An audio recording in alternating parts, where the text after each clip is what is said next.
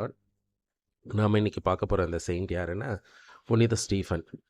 புனித ஸ்தேவான் சொல்லக்கூடியவர், செயின்ட் ஸ்டீஃபன் சொல்லக்கூடியவர். இவர் வந்து இயேசு இறந்து 5 ஆண்டுகள் ஏடி 5ல் இவர் பிறக்கிறாரு.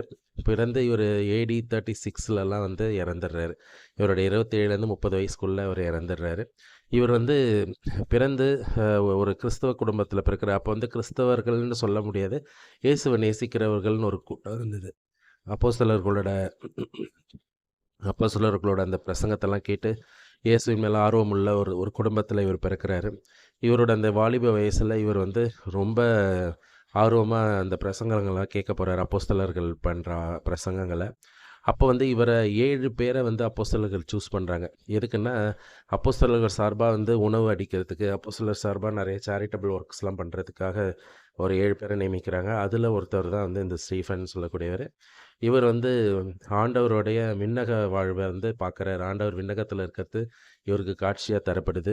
அதை வந்து இவர் ரொம்ப தைரியமாக வெளிப்படுத்துகிறாரு. அந்த நேரத்தில் வந்து பிளாஸ்பெமின்னு சொல்லக்கூடிய அந்த இறைவனை நிந்திக்கிற ஒரு முயற்சியை வந்து அந்த ஆட்சியாளர்கள்லாம் இருக்கிறாங்க. ஏன்னா அந்த கிறிஸ்தவம் வளரக்கூடாதுன்றதை தடுக்கிறதுக்கு. ஆனால் இவர் அதை எதிர்த்து இவர் ஆண்டவர் பார்த்த அந்த விஷனை வந்து மறைபரப்புறாரு. இவரோட பிரசங்கங்கள்லாம் ரொம்ப பவர்ஃபுல்லாக இருந்தது. இவரை வந்து சாகடிக்கிறதுக்கு முயற்சி பண்ணுறாங்க. இவரோட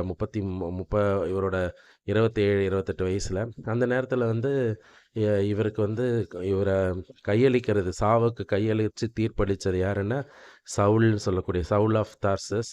பிற்காலத்தில் வந்து இவர் தான் வந்து பவுல் திருச்சபையோட ஒரு ஒரு எப்படி சொல்கிறது, ஒரு பெரிய புரட்சியை மேற்கொண்டவர் கிறிஸ்துவுக்காக.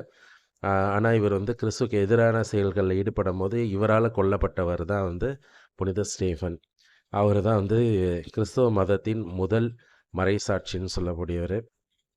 இவரோட ரத்தம் வந்து மண்ணில் பட்டு அது ஒரு விதை மாதிரி பரவுச்சு. ஆக்சுவலி அவரோட அந்த ரத்தம் காயம் வந்து நிறைய பேரை மனமாத்துச்சு. நிறைய பேர் கிறிஸ்துக்குள் நுழைஞ்சாங்க. நிறைய பேர் வந்து ஆண்டவரை வந்து போய் அறிவிக்கிற பணியில் அப்போஸ்தலர்கள் மட்டும் ரெஸ்ட்ரிக்ட் பண்ணிக்காமல் நிறைய பேர் போய் அந்த பணியில் ஈடுபட முதல் தியாகம் வந்து இவரோடதாக தான் இருந்தது. இவரோட கிறிஸ்தவத்தை வந்து பரப்புறது, இவரோட மறைசாட்சி, இவரோட அந்த இறப்பு வந்து ஒரு பெரிய காரணமாக இருந்தது. அதுக்கப்புறம் வந்து ஆண்டவரின் மேலே அதிக அன்பு உள்ளவராக வாழ்ந்துட்டு இருந்தார். 415ஆம் ஆண்டு ஒரு கிறிஸ்தவ ஃபாதருக்கு வந்து இவர் கனவில் வந்து தோன்றாரு. கனவுல தோண்டி அவரோட உடம்பு எங்கே இருக்குது, அவரோட அந்த ரிலிக்ஸ்லாம் எங்கே இருக்குது அப்படின்னு சொல்லப்படுறாரு. அவர் வந்து இவரோட கனவில் வந்ததை வந்து போய் சொல்லி இஸ்ரேலில் ஒரு இடத்துல வந்து இவரோட இடம் இருக்குது, இவரோட அந்த உடல் அமைப்புகள்லாம் இருக்குன்றதை கண்டுபிடிச்சி அதை போய் ரெக்கவர் பண்ணுறாங்க. அந்த இடத்தோட பேர் வந்து கிட்ரன் வேலின்னு சொல்லக்கூடிய இடம். அந்த இடத்துல தான் இவர் வந்து கொல்லப்படுறாரு. அதை வந்து கைப்பற்றி அதில் இருக்கிற அந்த ரிலிக்ஸ்லாம் எடுத்து அதுக்கப்புறம் அதை வந்து கொண்டு போய் ரோமில் வந்து வைக்கப்படுறாங்க. ரோமில் அவரோட ரிலிக்ஸ் இருக்கக்கூடிய ஆலயத்தில் செப்பரேட்டாக அவர் வந்து மகிமைப்படுத்துகிற மாதிரி ஒரு சுச்சுவேஷனில் வச்சுருக்காங்க. ஒரு பெரிய ஒரு புனிதர், ஒரு இளைஞர், ஒரு ஒரு விதை, கிறிஸ்துவத்தின் ஒரு விதைன்னு சொல்லலாம். இவரால் தான் வந்து நிறைய பேர் வந்து தைரியமாக முன் வந்தாங்க. இவர் வந்து ஒரு ப்ரீ காங்கிரிகேஷன், இவர் வந்து இப்போ அப்போஸ்தலராக நீக்கப்பட்ட டீக்கன் சொல்லக்கூடியவர்.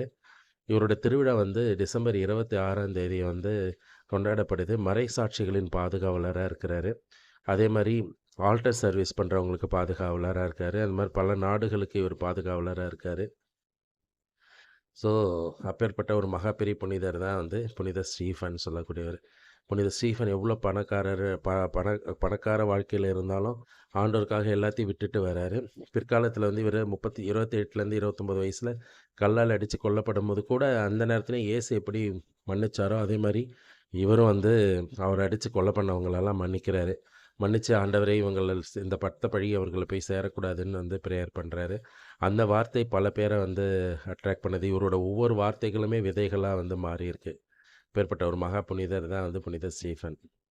Praise the Lord. இது எல்லாருக்கும் அனௌன்ஸ் பண்ணுங்கள், எல்லாருக்கும் ஷேர் பண்ணுங்கள், உங்களோட ஃபீட்பேக்ஸை கமெண்ட் பண்ணுங்கள், தெரிஞ்சவங்களெல்லாம் சப்ஸ்கிரைப் பண்ண சொல்லுங்கள். Praise the Lord.